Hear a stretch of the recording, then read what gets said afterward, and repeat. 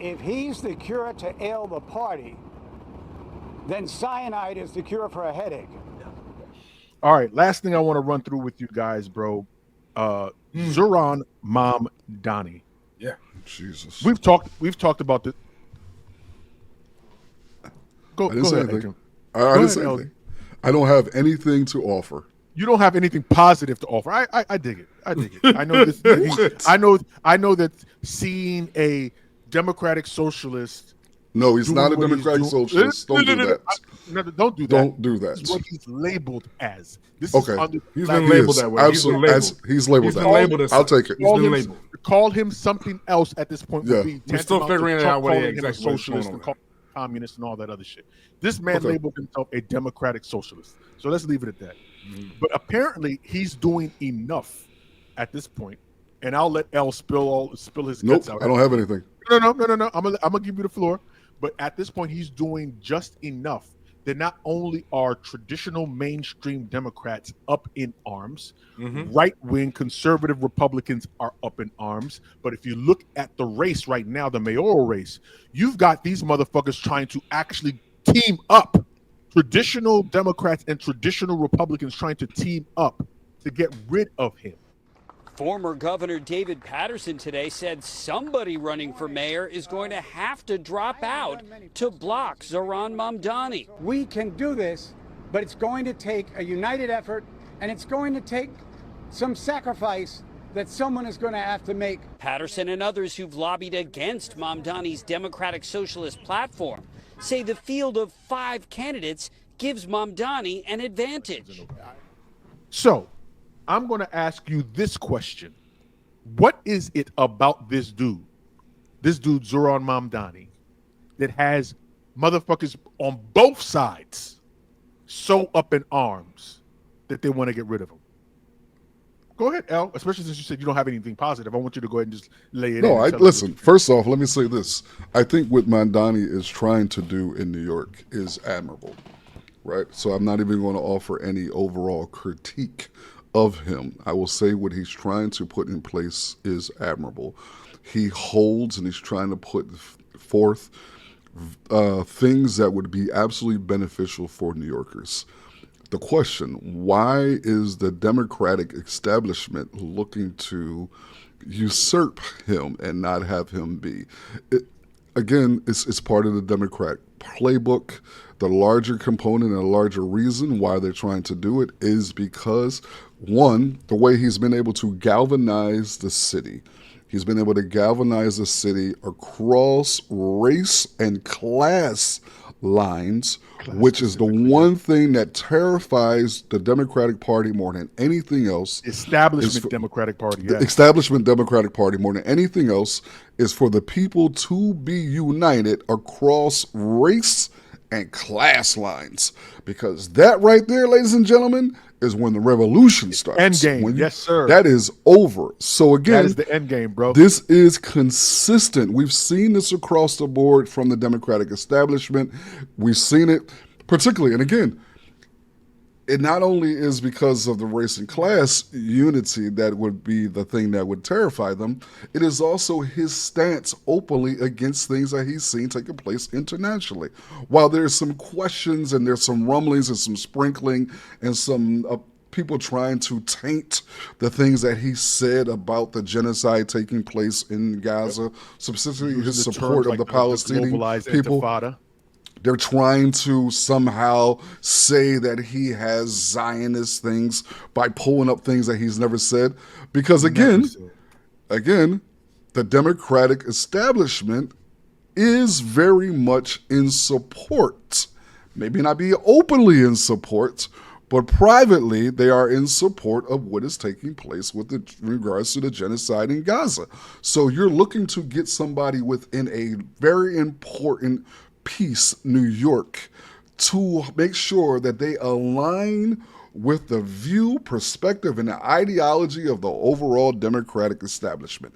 This is the same thing that we've seen them take place with all the things we can say about Jamal Bowman, who, we had on the show. Dope conversation. All the criticisms that you potentially can give. When they began to raise that money and that Democratic establishment came through, and they got my man up out the paint Quick. up out the paint. And you see a lot of the money comes from people who are pro-Israel. That's not at all. But you know what? I don't think necessarily, and I don't want to deviate too much. Yeah, let's not go too far off. I don't want to deviate too much, but I also think that right now, with the way things are working, with how Trump's approval ratings in so many categories has fallen in the toilet, I think that it then again allows Democrats to run off of, we don't have ideas, we're just better than this guy, or we're better than that guy. Them. And it's the same thing that they did the last time, which ultimately ended up having them lose. Now, back to Mamdani, I think that this, watching traditional mainstream Democrats come out against him, even the former governor of New York, David Patterson, came out, and David Patterson, the way we'll drop a clip in here so you can see it, but David Patterson talked about this dude. You would have sworn, like, if you didn't know it was David Patterson, you would have thought that it was a Republican congressman. When Patterson was asked about his trust in Democratic voters to choose their own candidate, especially in what was a high turnout election, Patterson said Mamdani would poison the city. If he's the cure to ail the party, then cyanide is the cure for a headache.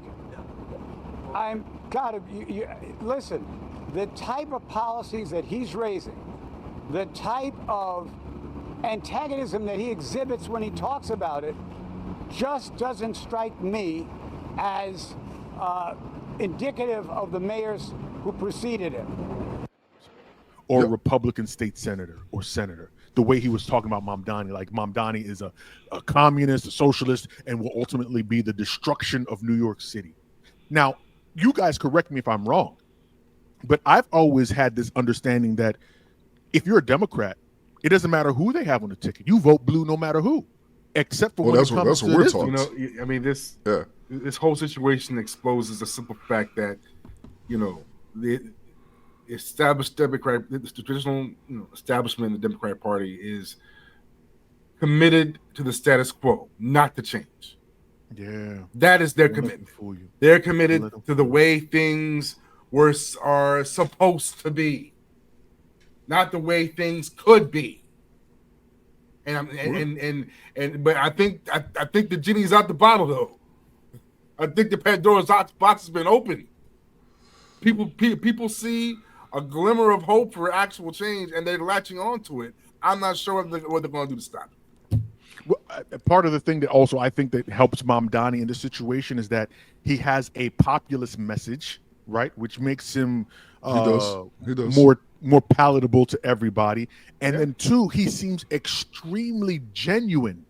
He seems like he's a kid of the city, like he's for the city, about the city. So that helps him out a lot too, versus seeing these Democrats that they roll out every time during every couple of years. He seems to also prelude everything with his own flaws and failings, like from the outset. Like, because he knows how to talk. He knows how to talk. He's not projecting himself like this perfect dude. You know what I'm saying? I'm gonna run this back. I'm gonna run this back, and I'm gonna tell you Eminem battles and shit. Bro, I'm gonna run this back. So recently, Mamdani this past week, came to DC to come and talk to some of the Democratic leaders on the national level, right, to try and get their approval. And many people said, especially many of them walked away and said, "Yeah, we like this dude." I can't say right now necessarily if I'm going to back him or not, but I really like him, and I'm leaning towards backing him. The people, I want you to take a guess. The politicians that have openly said that they were not supporting them, who do you think their number one contributors are? Including the current minority speaker of the minority leader of the House, Hakeem Jeffries. Who their number one supporters are, who their number one backers are. Go ahead and tell the people, Guy. Tell them who the people are.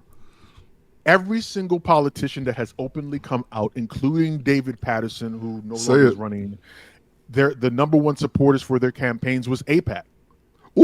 Is the Israeli government. So it makes me wonder why it seems as though these people, it's these same people that were telling you vote blue no matter who, all of a sudden like, I can't really bring myself to supporting this guy because he said some anti-Semitic things, which he hasn't said. He said globalize the Intifada, which he hasn't said. He's done X, Y, and Z about Hamas, which he hasn't said. All of these things, you keep seeing these fucking excuses and the people falling for the same fucking banana in the tailpipe. Hakeem Jeffries every time I see this son of a bitch on TV, bruh. Every time I see this dude on TV, bro, he burns my ass. It should take a lot more than quoting Biggie lyrics and taking pictures with a fucking baseball bat to rile black people up, to get them to understand what their fucking circumstances are, to get you to All right, let me ask you guys another question because I'm trying not to burn up. Recently, Mamdani has come under fire because the New York Times released something about when he was applying for colleges that he applied as both Black African American and as East Indian. Adams.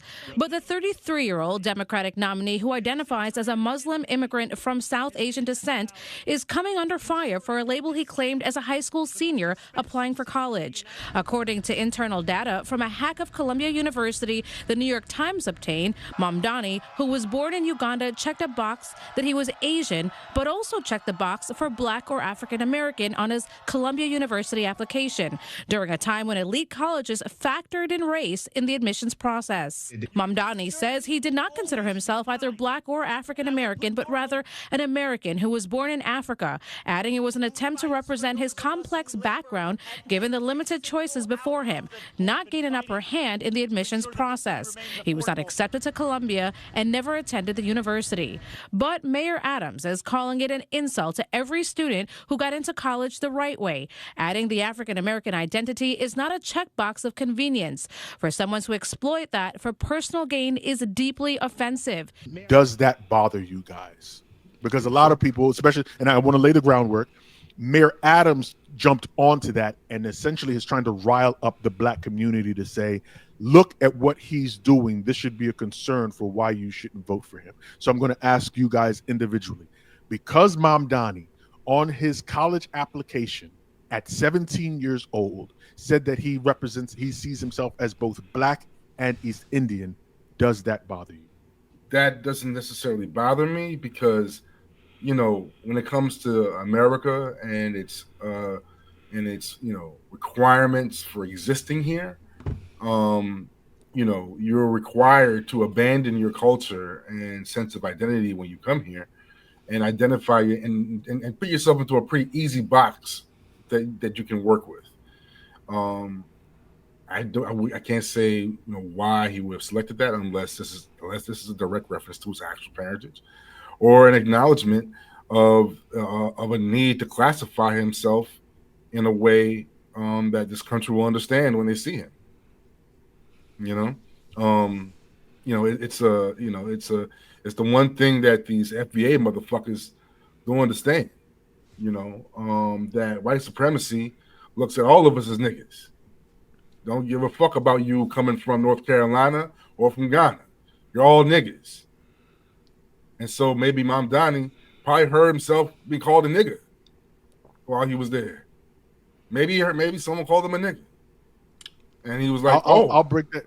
I'm being reductive and a little dramatic. No. Okay. No. I mean, that's fine. I'll break it down. I'll break it down. His family ties in a bit. I can't really say that bothers me unless you understand. Unless you're just immediately understanding what this country is asking of you when you come here. Yeah, you know what I'm saying? Yeah. I dig it. I'll break down his family ties in a bit. Go ahead, El. I don't give a fuck. Like I don't care about that. That's not irrelevant to me. I am not someone who is looking for my politicians to A, save me, and B, to hold some sort of representation that I need in order for us to align with you to get the policies moved forward. I don't give a fuck about that. That's not one of those things that I am overly concerned about and focused on. And again, 17, there's so many different things. It's just another smokescreen. It's just another thing that the Democratic establishment is throwing at Mamdani, not only because they are looking to get him out of the paint, but we cannot. And while I do not think he is a full-blown socialist, I will acknowledge his connection to DSA. I'll acknowledge that many of the things that he's put in place are socialist-like tenets, working class advocacy, economic justice, reforms on police. So, and I think this country has a huge anti-socialist, anti-communist perspective. Like that terrifies them from coming in. But to answer your question in general, man, I don't give a fuck about that. I don't think that's relevant. I don't think that's important. He's not denying anything. He's not denying blackness. He's not trying to uphold anything. He's not trying to usurp blackness. Yeah, he didn't come out and say he was. It wasn't like he said he was black and then checked the box later and said he wasn't black. But at the same time, how many of us have lied on our fucking applications for something? Am I lying when I'm saying West Indian and black? I don't know. Should I just pick West Indian? I don't think it's that big of a deal. Yeah, bro. But like I said, Adams and other Adams and Republicans are also up in arms or trying to get traditional blacks to be upset about this, basically saying that this should be something that should offend you. Now, if you understand the history of Uganda, they brought back way back in the day, like generations ago, white people brought Indians over to essentially to do work in Uganda during that time period. So his family has been in Uganda for generations. So there is blackness in his lineage in some capacity, right? African in his lineage in some capacity. Yep. Fair enough. Then, you know what I'm saying? So he said he's always, to some degree, he's always recognized himself, at least when he came here and grew up, that the story had always been about him being African, right? So, and mind you, like I said, he did this filling out his college application at 17 years old. This is what you've always known or understood as a kid since the time you were however young your parents were trying to instill these things into you, right? And then on top of that, besides the fact that him putting that on the college application to whatever, I think it was NYU, if I'm not mistaken, or Columbia, one of the two, he didn't even get into the school. So it's not like he benefited from being black anyway, right? He said, get the fuck out of here. He taught his ass somewhere else. He didn't even make it to the school. He didn't even get into the school where he put that on his application. And then on the final. That's some real shit. That's some real shit right there. It's real talk. That's some real shit. That's some real shit. Talk about that, that meritocracy and the DEI and all that. Like, no, he actually has something. He actually has a comedic point. Bro, about the whole situation. You have to laugh at it now. You have to laugh the whole thing down. Like, but even now, I didn't make it into school.